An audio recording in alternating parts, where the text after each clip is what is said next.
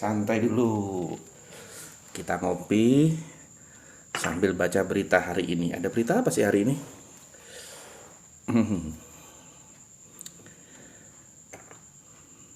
Ini dia. Breaking news hari ini. Sungguh kasihan. Seorang bayi lahir di RSUD Bekasi dalam kondisi tanpa tulang. Bayi lahir tanpa tulang. Bekasi 20 Oktober 2022. Pagi ini masyarakat Bekasi dikejutkan dengan berita kelahiran seorang bayi perempuan di RSUD Bekasi. Dikabarkan bahwa bayi yang diberi nama Glory Christina Justisia Boru Tarigan itu dilahirkan tanpa tulang.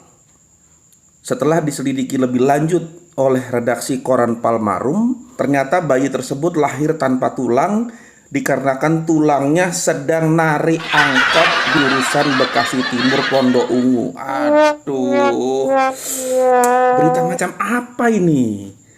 Inilah, portal media sekarang seringkali judulnya bombastis gitu ya, tapi nggak cocok sama isinya. Ini kan tulang, maksudnya tulang asal Medan ini. Udahlah, kita ngopi aja.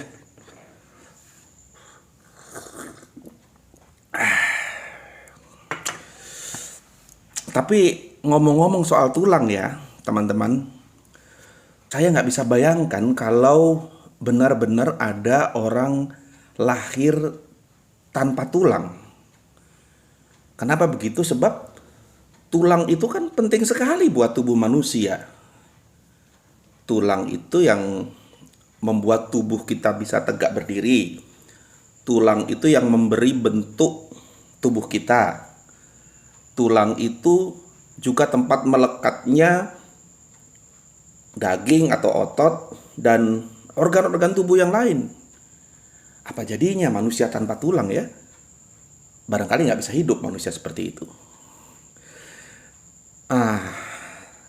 Kalau kemudian itu kita refleksikan dalam kehidupan beriman, kira-kira menurut teman-teman tulangnya seorang Kristen itu apa?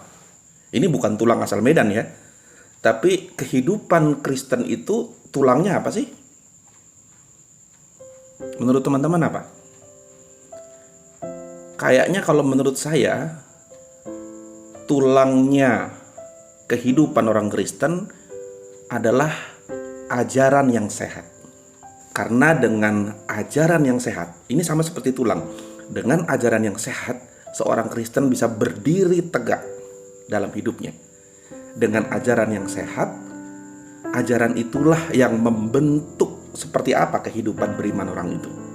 Dan juga dari ajaran yang sehat itulah kemudian melekat hal-hal lain dalam kehidupannya, soal kerja, studi, bisnis, dan hal-hal lain dalam kehidupannya. Jadi ibaratnya ajaran Kristen yang sehat itu adalah tulangnya kehidupan orang beriman.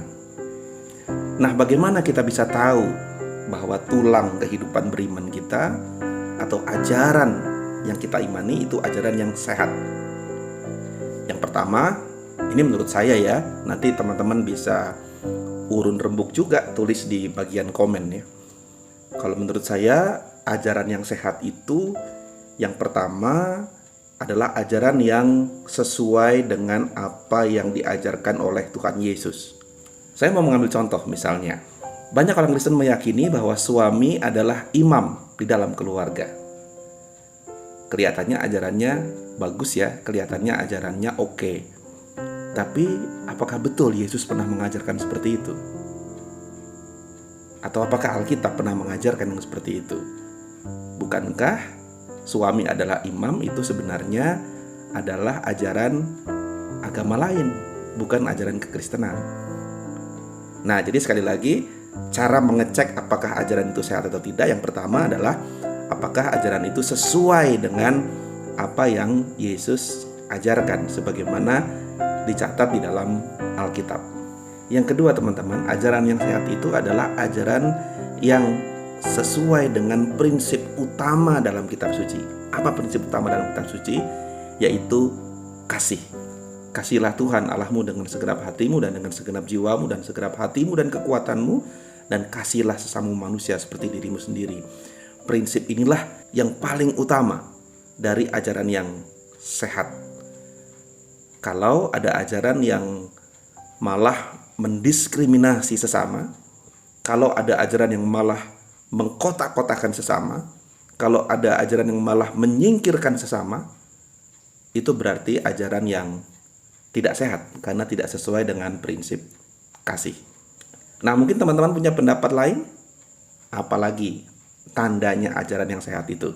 Silakan dituliskan di bagian komentar di video ini. Oke? Sementara sampai di situ dulu. Sekarang saya menerusin ngopi saya dulu. Habis itu saya mau makan.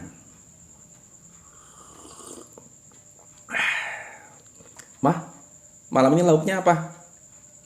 Ayam goreng tanpa tulang. Ayam goreng tanpa tulang?